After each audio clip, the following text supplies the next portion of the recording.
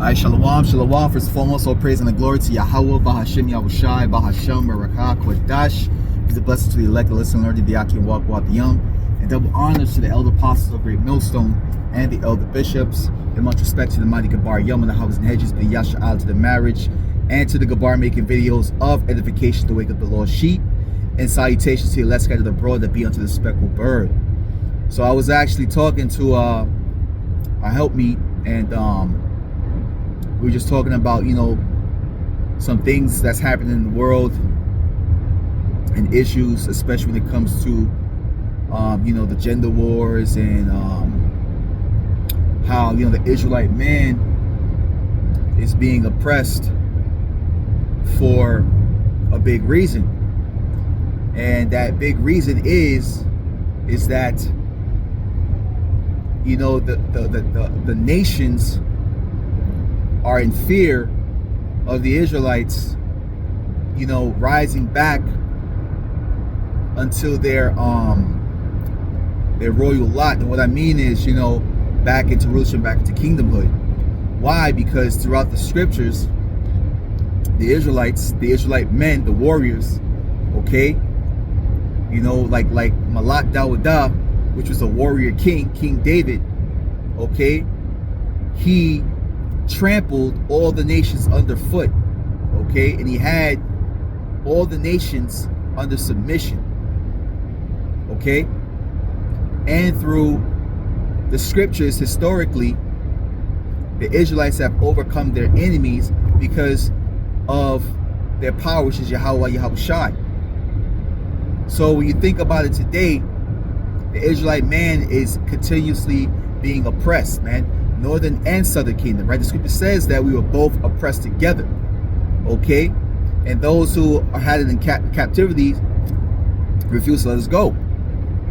And I was just thinking about how in the book of Exodus, the first chapter, when the Israelites were slaves in Mizraim, okay, which is the true name. Egypt goes back to the Greek, meaning the house of bondage, house of slavery, okay? So it's really Mizraim. But Pharaoh, I believe it's in Exodus, the first chapter, when Pharaoh says, hey, let us deal with the Israelites wisely, okay? Let us, oppress them with work. Because Pharaoh understood that if they didn't, that the Israelites, especially the men, would rise up against them and overthrow them. And we've seen that in multiple accounts throughout the scriptures, how we overcame our enemies. This is why Psalms 83, all the nations had to come together to wipe us out of remembrance, because if we forget who we are, we forget our power. And then what? We forget our power source, where we receive our true strength. Okay? So it's, Esau and the other nations took that strategy from the Egyptians, because you got to remember, they also read the book, they also read the Bible. You have the elites on the left hand side that read the scriptures, and they understand how to keep Israel in sin. Okay, so in Exodus, the first chapter, Pharaoh said, hey, we got to deal with the Israelites wisely, unless they side with our enemies and overthrow us. Okay, that's how powerful the Israelite man is. Think about this. If the Lacedaemonians, right? The Lacedaemonians, who are the Spartans, by the way, who are brethren to the Maccabees, so they were Israelites, okay? Can you imagine if the Spartans and the Maccabees teamed up together and fought together? How devastating that would be? This is why Esau has divided southern and northern kingdom, okay? He conquered us and gave us different names, okay? The Spaniards conquered northern kingdom, going into the Latin tribes, okay, and renamed them. The same thing with the native tribes, okay? And they also did that to southern tribe, called us Negroes, blacks, so on and so forth, and said that we are all different people, yet we are all the same people. We are all Israelites, northern and southern kingdom. Southern kingdom would be your so-called Negroes, your so-called West Indians, and your so-called Haitians. Then you have your Northern Kingdom, your so-called Mexicans, your so-called Puerto Ricans, your so-called Dominicans, okay? Your so-called Native Americans, and your so-called Seminole Indians. And also those who are scattered in the other nations that look like the other nations. That would be considered your speckled birds, okay? It says in the book of Jeremiah. But going back, we were all pressed together by all those nations that came together. So it took all the nations to come together, okay? And overall, they couldn't do anything without the Lord, because it's the Lord that allowed that to happen. So you had the wicked who construct deceptive and wicked strategies and tactics against the children of the Lord. And one of the biggest ones they did was to turn the Israelite woman against the Israelite man. Okay? See, back in Exodus, the 1st chapter, you got to remember when they were slaying male Israelite babies. Right? This is how you got the story of Moses. So when the Israelite handmaids, the Hebrew handmaids, were questioned, they would say, hey, how come you're not following the orders? They say, yo, like, we're not Egyptian women, man. We're Hebrew women. We're not like the Egyptian women. So those women had integrity, and they also had the fear of the Lord. Nowadays, our women don't even give a damn. Okay? You got the Israelite woman killing, well, I should say the so-called black woman committing mass abortions, slaying of Israelite babies, man. Especially if they're male. Okay? So a lot of our women are in the spirit of Egypt. Hey, you have women that still think that they're Egyptians. You got the Eye of Horus tattooed on them. You got the so-called black man with the Eye of Horus. Okay, so on and so forth, man. Egyptology and all types of confusion and wickedness, man. But yet those are the people that ordered out our executions, man. So even as an Israelite man, you shouldn't be in no damn Egyptology, man. Okay? But anyways, yeah, man. So the women have followed the ways of Egypt. And also, men are being raised in single mother houses without discipline, without integrity, without self-control, which causes them to commit senseless acts of violence and crime, which lands them in the prison system. Going back into Exodus, the 1st chapter, when the Pharaoh said, we're going to give them work, vigorous work. Well, guess what happens when you're in prison? Well, I shouldn't say all prisons, because you have some prisons that allow inmates to have a damn PS5 in the jail. But, back then, prisons, you can, people, the prison system can get free labor. Okay? So it all goes back to the system of Egypt and the oppression of the Israelites. And the reason why they do it is because they fear that once the Israelite man rises upon their feet, which is Bible prophecy, it talks about that great exceeding army that rises upon their feet through the breath, which is the Ruach HaKodesh, or the Holy Spirit in English terms, okay? And this is why Esau wants to come down with great wrath, as it says in Revelation 12:12, because even our women are understanding that they were being used by the serpent, just like how Eve was beguiled by the serpent, which was the man in the garden. Okay? So Esau is starting to lose their grip. And as Esau is starting to lose their grip, guess what? The other nations that were confederate with them, as it says in Psalms 83rd chapter, also in the book of Obadiah. Now what? Now Esau is losing the grip of them. Okay? So the men of the Lord are rising up upon their feet, man.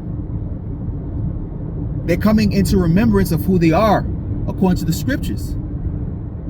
One shall surname himself Israel, and one shall subscribe by Jacob, roughly paraphrasing. That's in the book of Isaiah, right? You got Baruch 2. We will remember ourselves in the land of our captivity, okay? And this is what's scaring Esau and also scaring the nations, because when you think about it, before, the nations weren't really about, being on our side unless it benefited them, right? You had the Hamites that will always want to unite with the Israelites, who are your so-called Negroes and West Indians and Haitians, right? Southern Kingdom here in America, to back them up when Esau is coming down with, on them. Okay? Now knowledge has been increased and the truth has been revealed.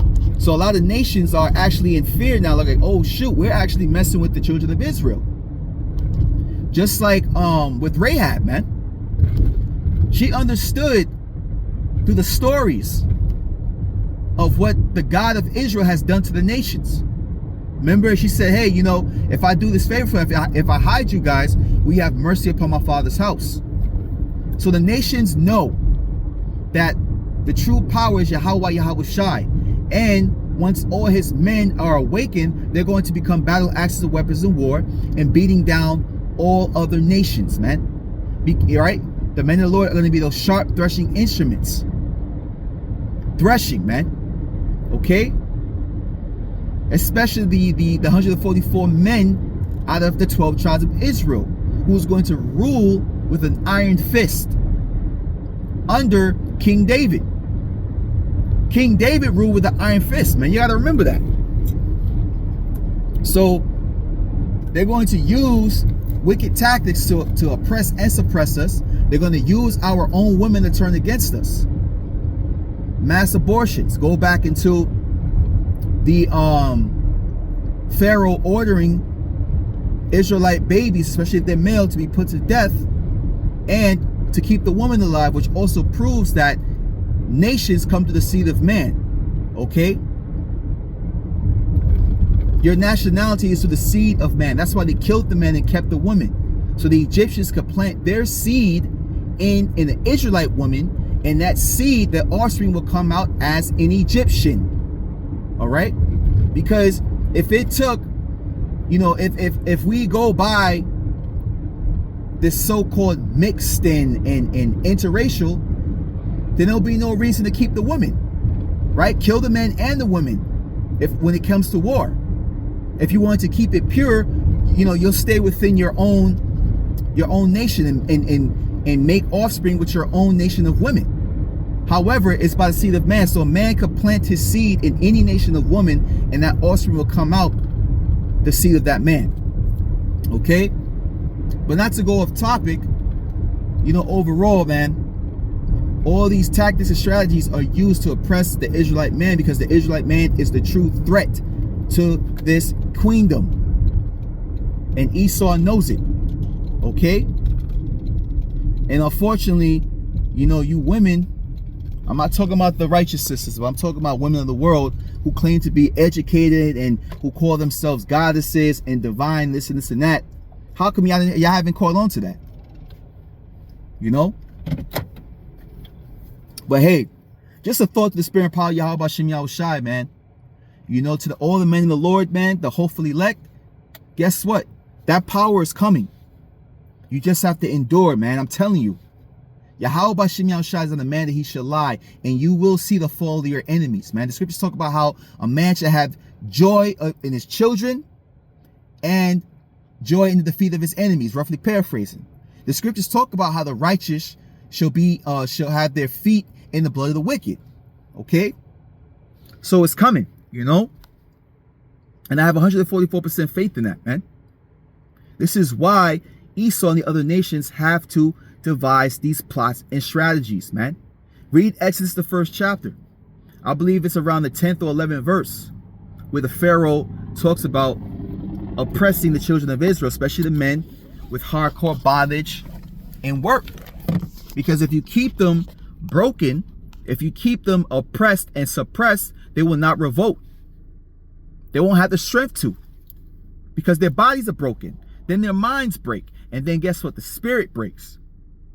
So The other nations want to keep us in spiritual, mental, and physical weakness, man. They want to sever the link to Yahweh Yahushai. Because they know once the men of the Lord reconnect back to the Lord, all hell gonna break loose, man, on their queendom. Okay? It tells us that in Amos the 9th chapter, how guess what? The Lord will use his men to dig into the earth, man, and rip them out their bunkers. The scriptures talk about captivities, man, the captives being led in captivity. Okay? So yes, we were captives, but guess what? Now the other nations will be captives, especially the remnant of Edom. Okay? And they're going to be in submission. They're going to be,